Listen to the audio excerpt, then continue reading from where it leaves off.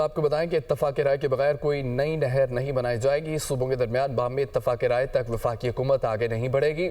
وفاقی حکومت نے سندھ سے 6 نہریں نکالنے کا فیصلہ واپس لے لیا۔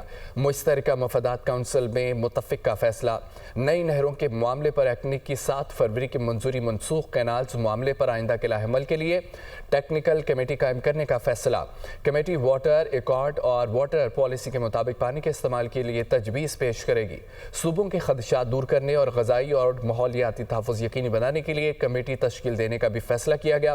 کمیٹی میں وفاق اور تمام صوبوں کی نمائندگی ہوگی۔ CCI اجلاس کا اعلامیہ جاری۔ وزیر اعظم کی زیر صدارت مشترکہ مفادات کونسل کا اجلاس۔